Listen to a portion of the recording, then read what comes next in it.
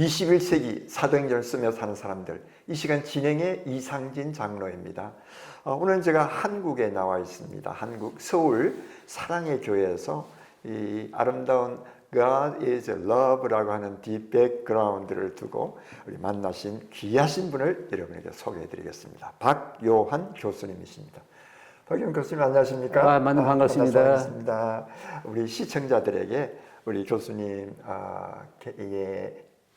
소개를 좀 부탁드리겠습니다. 네, 반갑습니다. 저는 박요한입니다. 근데 저의 원래 본명은 박호용입니다. 근데 작년 3월에 제가 요한을 너무 사랑하는 까닭에 이름을 완전히 법적으로 개명을 해서 지금 박요한이고요. 저는 목사입니다. 그리고 또 교수이고요. 또 중국 선교사를 10년 반 했습니다. 그리고 또 작년부터 이제 제가 문학평론가로 등단하면서 윤동주를 섭리사관으로 본 재발견 해가지고 상록수 문학을 통해서 다시 이제 문학평론가로 등단을 했습니다.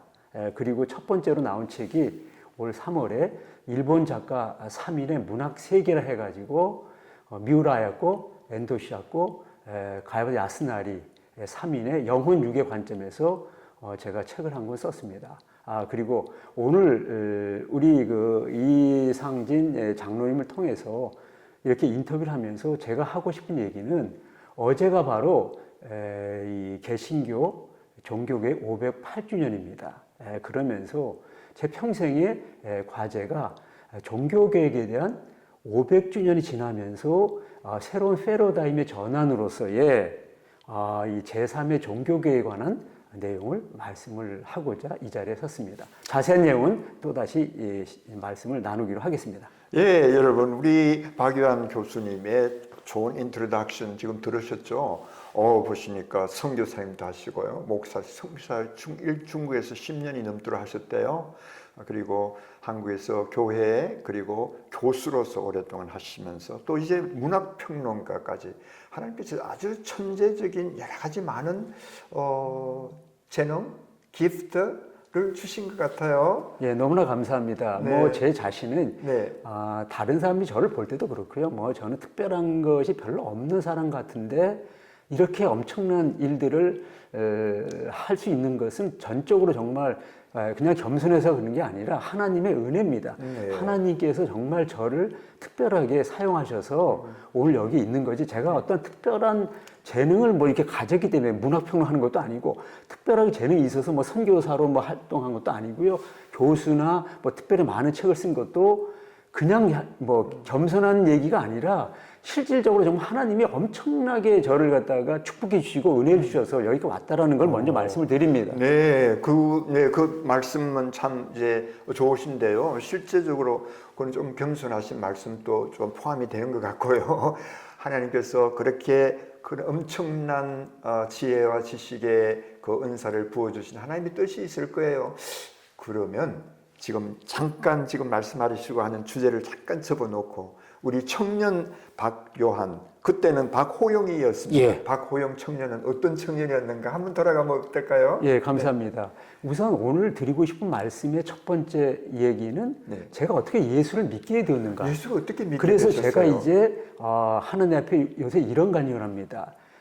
사람 일생을 사는 동안에 행운이라는 게 있는데 제가 두 가지 행운이 있어요. 첫 번째는 예수를 믿게 되었다는 게 저의 첫 번째 행운이고요. 두 번째는 제가 구약학 교수입니다. 그런데 요한복음을 했다는 게 두 번째 행운을 하나님 저에게 주셨습니다. 그러면 제가 첫 번째 행운으로서 예수를 어떻게 만나게 되었는가를 이제 말씀을 드려야 그래서 이분이 이렇게 여기까지 왔구나라는 것을 알 수 있게 해서 그 얘기를 먼저 드립니다. 좀 말씀해 주십시오. 우리나라 영화 사상 눈물 없이는 볼 수 없는 영화 한 편이 있습니다. 그 영화가 뭐냐면 국제시장이라고 하는 영화입니다. 이 국제시장이라는 영화는 6.25 동란 때에 그 흥남철수라고 하는 이 내용으로부터 시작합니다. 그러니까 6.25 동란 한 5개월 지났을 때에 이 연합군이 이제 한반도의 저 끝에까지 갔어요. 근데 이제 통일을 앞두고 있는 그 상태에서 중공군이 쳐들어오면서 일사후퇴라고 하는 것이 이제 발생하게 되는데 그때 이제 미 군함이 흥남 부두에 머물면서 어떻게 할 것인가 하다가 거기 그 배 안에 있는 모든 무기를 내려놓고 대신 피난민을 싣고 내려가야 되겠다 해가지고 내려왔는데 네. 그걸 일사후퇴라 그럽니다. 그렇죠. 바로 일사후퇴 전에 그 흥남 부두에 저희 어머님과 아버님이 그 배를 탔다라는 거죠. 근데 그 영화를 보게 되면 정말 그 추운 겨울에 12월 말경에 그 배를 타느냐 안 타느냐에 따라서 인생이 바뀌는 거죠. 그렇죠. 그런데 거기서 그 이제 밧줄을 타고 올라갔다가 거기서 이제 그 배를 타고 만약에 떨어지면 그냥 찬물에 떨어 죽는 겁니다. 그런 상태에서 눈물 없이 볼 수 없는 그 한국 이 전쟁이라고 하는 그 우리 민족의 가장 아픈 현실을 흥남부두라고 하는 그 현장에서 우리는 그걸 볼 수 있었고 바로 그 배에 저희 어머니 아버님이 타고 있었어요. 네. 그리고 이제 그 배가 이제 그 동해안을 거쳐서 거제도를 거쳐서 포로 수용소에 있다가 네. 거기서 이제 나와서 부산을 거쳐 서울에 왔고 서울에서 2, 3년 후에 제가 이제 1956년에 낙산이라고 하는 지금의 대학로 바로 뒤에 있는 동순동 그 낙산에서 제가 태어납니다. 그렇습니까? 네. 그런데 이제 여기서 이제 중요한 얘기가 이제 시작돼요. 그렇죠. 아버님이 이제 남한에 와가지고 할 것이 별로 없어요. 그래서 어디서 이제 일을 했냐면은 지금의 기독교 방송국이라고 하는 지금 기독교 회관 바로 앞에 부두 수송공을 했어요. 근데 바로 그 옆에 미국 선교사 사택이 있었습니다. 네. 근데 저는 이제 저희 아버님과 미국 선교사님이 어떻게 만난 건 모릅니다. 그런데 이제 제가 이 초등학교 마치고 중학교 들어가기 바로 직전에 이 미국 선교사님이 저희 아버님에게 이제 우리 아들을 한번 만나고 싶다.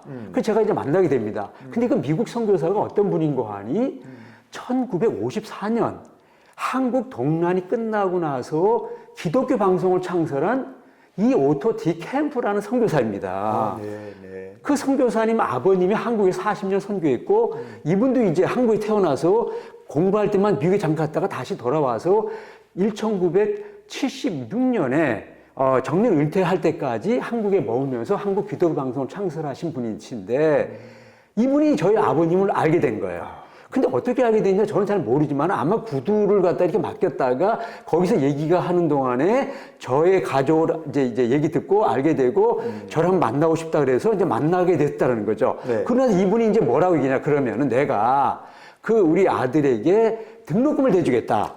근데 아버님이 이제 오랫동안 이제 저기 당뇨를 앓고 계셨어요. 네. 그런 상태에서 이제 불쌍하다고 해가지고 학비를 대주면서 제가 중학교 1학년 때부터 이제 학비를 대준 겁니다. 네.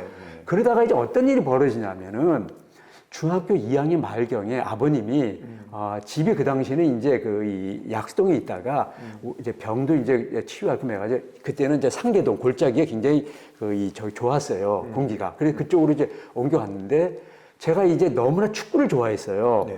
그런데 어느 날 갑자기 가을에 이제 축구를 마치고 집에 왔다가 아침에 깨어나 보니까 몸이 퉁퉁 붓는 거예요. 네. 그래서 이제 왜 그런가 해서 아버님이 저를 데리고 병원에 갔더니 이 영양실조 속에서 너무나 무리하게 운동을 했기 때문에 지금 신장염이 걸렸다는 겁니다. 네. 그래서 이제 중학교 2학년, 3학년 올라가기 직전 겨울방학 내내 아버님이 저의 병을 고치시고 난 이후에 3학년 3월 마지막 주일에 아버님이 당뇨 합병증으로 돌아가게 돼요. 그렇습니까? 그리고 이제 한 달 안에 제가 열이 펄펄 끓는 40, 41, 42도까지 올라갑니다. 그래서 병원에 갔더니 장티푸스라는 거예요. 그 장티푸스를 앓게 돼가지고 서대문 병원에서 2개월 동안 제가 이제 전염병이라고 하니 장티푸스를 이제 치유를 받게 됩니다. 그리고 6월 달이 됐을 때 더 이상 제가 학업을 계속 할 수가 없어서 3학년을 휴학을 하게 돼요. 네. 그리고 다시 이제 그 다음 72년도에 3학년에 복학을 하게 됩니다. 네. 그런데 또 5월 달에 반대항 축구 시합이 있다 그래가지고 제가 축구를 워낙 좋아해서 축구시합 나갔다가 끝났는데 저는 다친 기억이 없어요. 예를 들어서 뭐 누가 밀쳐가 넘어졌다든가 아니면 뭐 여기 뭐 무릎이 부닥쳤다든가 그런 게 없는데 경기 끝나자마자 다리가 쩔뚝거리는 겁니다. 네. 그래서 이제 한 보름 동안은 뭐 특별한 게 없고 해가지고 그냥 이제 이렇게 가정에서 그냥 물리치료 좀 했는데 계속 아픈 거예요. 그래서 병원에 가서 엑스레이 찍어보니까 무릎뼈가 깨진 거예요. 네. 그래서 이제 2개월 동안, 네. 6월부터 8월까지 2개월 동안 제가 이 깁스를 하면서 이제 치료를 받습니다. 근데 그때 어떤 일이 벌어졌냐면 7월 말경에 사실 아버님도 동승교회, 그 대학로의 동승교회를 잠깐 나가다가 돌아가셨고, 어머님도 이제 그 교회 다녔지만, 이제 행상을 하면서 신앙에서 제대로 못했습니다. 네. 근데 그 교회에 이제 문명갑이라는 여 전도사님이 상계동 저희 집에 신방으로 오게 된 거예요. 네. 그래서 저는 이제 앉아 있는 겁니다. 그런데 이제 이분이 이제 예배를 마치면서 저에게 한마디를 던지는 거예요. 이번에 깁스를 풀면, 여기 가까운 상계동에 있는 교회에 나갔으면 어떻겠습니까? 해서 제가 그 이제 인사체례로 그러죠. 그냥 이렇게 했어요. 네.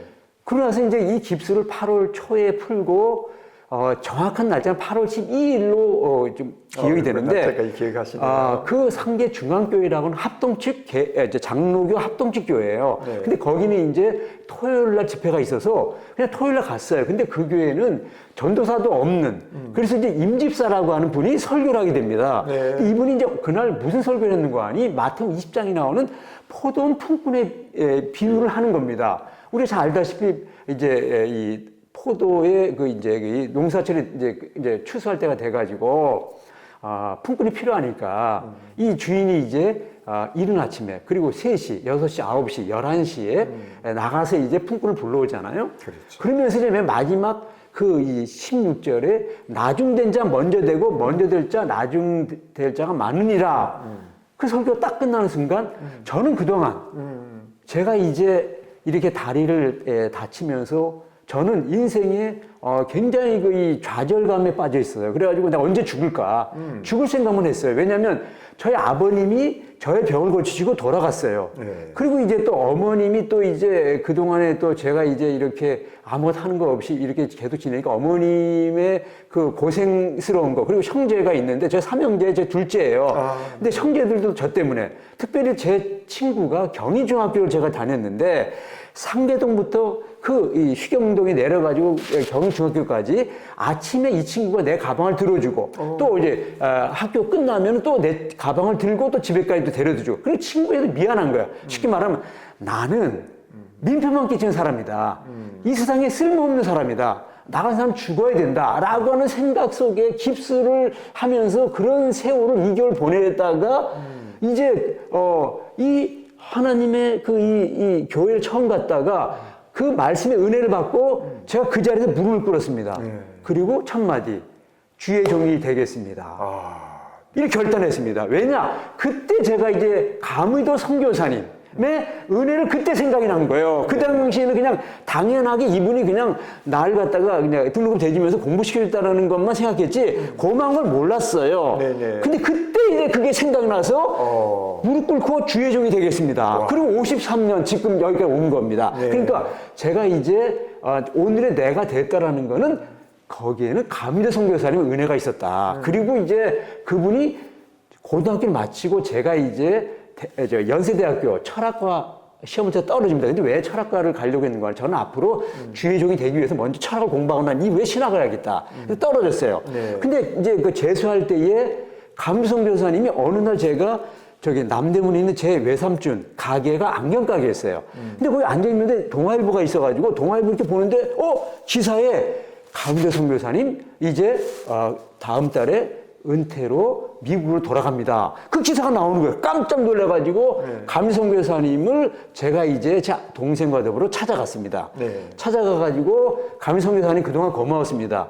이제 헤어지면 언제 만날지 모르겠는데 제가 꼭 2가지 부탁드립니다. 하나는 성경 말씀 한 구절 주시고 찬송 하나 주시면 제가 일생 동안 잊지 않겠습니다. 했더니 이분이 그러면 먼저 무슨 말을 줄까 하다가 빌립보서 그 4장 6절에 주 안에 항상 기뻐하라. 내가 지금 말하는 기뻐하라. 그리고 나서 13절 내게 능력 준 자 안에서 뭘 할 수 있느니라. 그 말씀 주시는 거예요. 그리고 나서 그러면 찬송가를 뭘 줄까? 그럼 우리 기도 방송에서 매일 나가는 그 시온의 영광이 빛나는 아침. 그래 그거 같이 부르자. 시온의 영광이 빛나는 아침.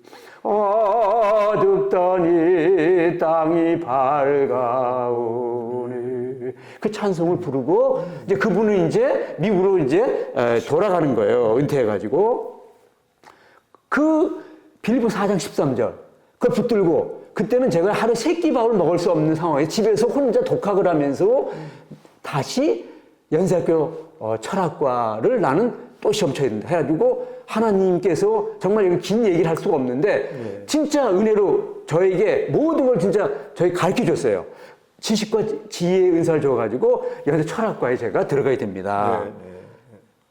그리고 나서 이제 철학과를 마치고 나서 그는 본격 신학을 해야 되는데 하다가 연세 대학원 신학과에 부약학으로 제가 이제 등록하면서 이제 부약학 연구를 하고 제가 이제 나중에 이제 구약학 박사가 되는 거죠. 그 연세대학에서 구약학을 하고 그 학교에서 이 박사학위를 받게 됐죠. 네, 석사를 마치고 그다음 다시 이제 MDB로 장로신학대학에 갔다가 MD 마치고 이제 연세학에 박사관에 다시 들어와서 20학기 10년 만에 박사학위를 받고 구약학 교수가 돼가지고 그 사이에 이제 소망교회 곽선희 목사님이 제가 거기 4년 4개월 있었는데 제가 이제 이 논문을 써야 된다 그래가지고 이제 내려놓고 미국에 가서 이제 97년 9월부터 그 1월까지 그 IMF 때였어요. 그때 이제 가서 자료 모아가지고 와가지고 이제 99년 8월에 딱 20학기 만에 박사 받고 이 가을 학기 됐을 때 곽선희 목사님이 저에게 이런 말씀을 하시는 거예요.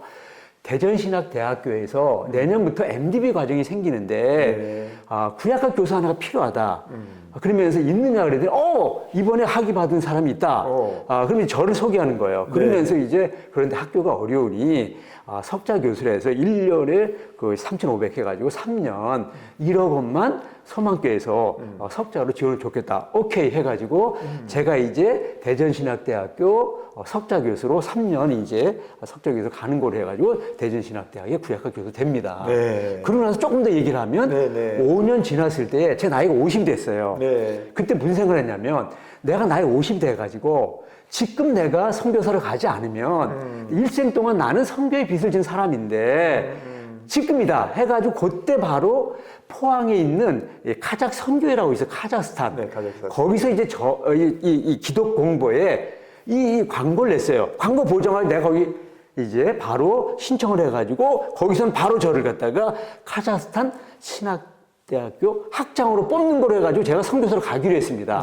근데 이제 그 해 겨울에 이제 학교에 이제 제가 은퇴를 여기서 이제 선교사로 간다 그러면서 이제 모든 이제 이 파송 예배가 드려주고 이제 내년 3월에 카자흐스탄에 이제 학장으로 선교사로 가게 돼 있었는데 이 겨울방 1, 2월 사이에 어떤 일이 벌어지냐면은 우리 예장통에 세계 선교부가 있어요. 그리고 카작 선교가 있어요. 이 두 집단이 나를 놓고 어떤 싸움을 벌어지냐면은 카작에 있는 그 신학교가 당신 예장통합 교수니까 그 신학교가 우리 예장통합에 소속돼야 된다. 근데 카작 선교에서는 무슨 말 하냐? 이거는 우리가 운영하는 거지.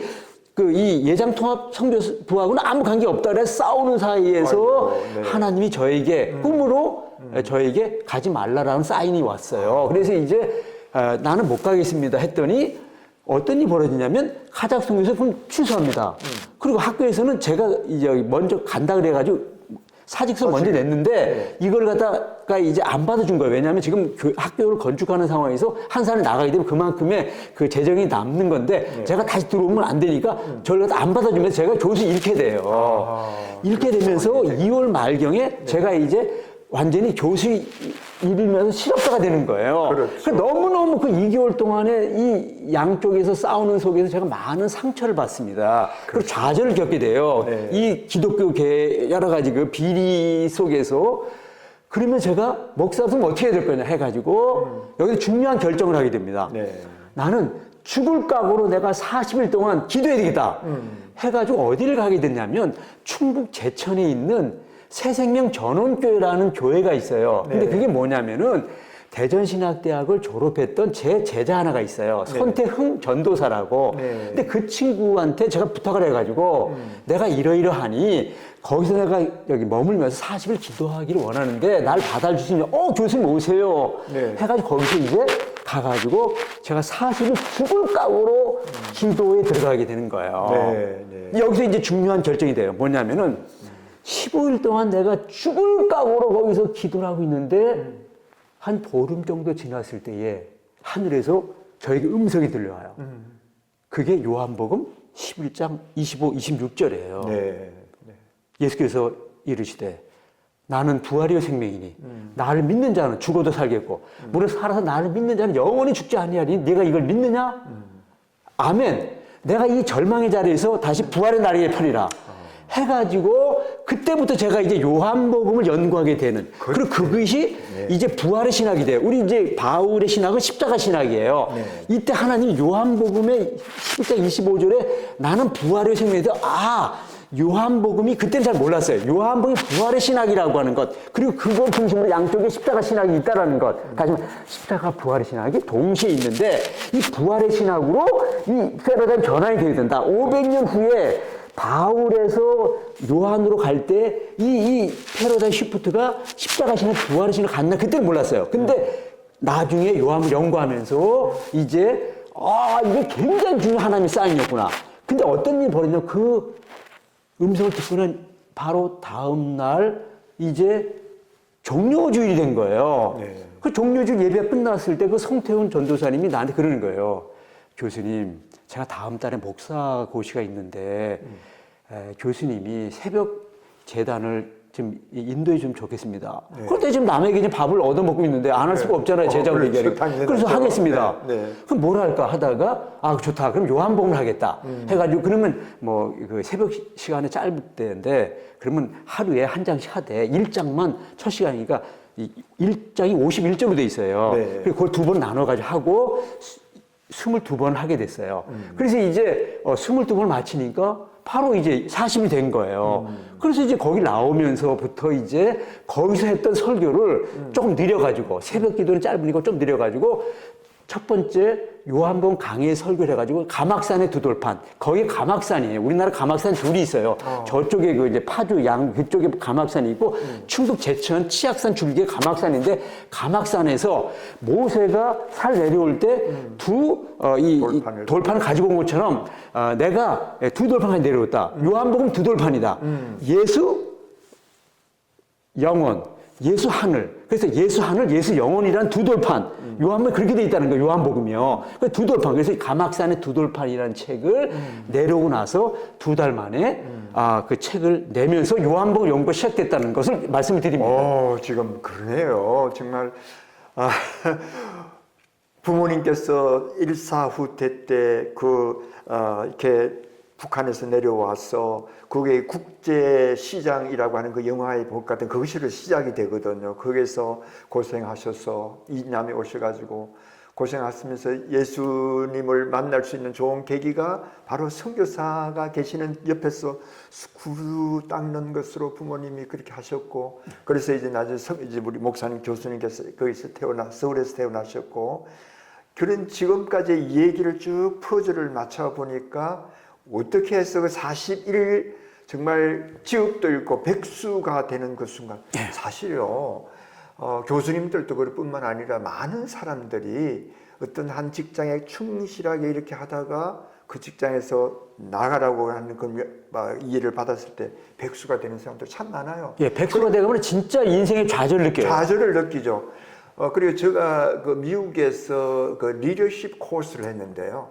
그 아메리칸 리더십 포럼이라고 하는 것이 각 지역마다 이렇게 있는데 거기 한 1년 코스입니다. 1년에 한 20명 정도 이렇게 그 지역의 리더들을 뽑아가지고 훈련을 매달 한 번씩 모이고 하는데 거기에서 지금 아주 훌륭한 지도자가 돼 있는 사람 가운데서 자기 테스티모니 할 때 나는 한때는 홈레스였다. 이렇게 한 사람들이 10명 중에 한 2~3사람이 되더라고요. 나는 그때는 이해를 못했어요. 홈레스. 그랬는데 지금 말씀을 딱 들으니까 그게 바로 홈레스죠. 뭡니까? 그 직업을 가지고 있다가 쫙 잘렸을 때 모아놓은 돈이 없고 거리에 나올 수밖에 없는 그런 시츄에이션이 있는 건데 많거든요. 그러나 그 사람들이 결국 홈레스를 영원히 살 건 아니고 어느 기간 동안에 그 기간을 통해서 아주 훌륭한 사람들이 되어 있는 그래서 지금 시리 메이어도 돼 있고 메이어 시리의 매니지먼트도 돼 있고 아리터도 돼 있고 한 사람들이 많더라고요.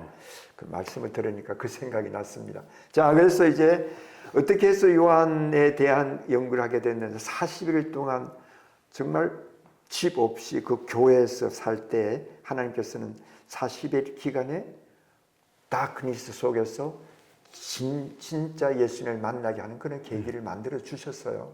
그러니까 항상 우리 사람들은 터널을 지날 때가 있지 않습니까?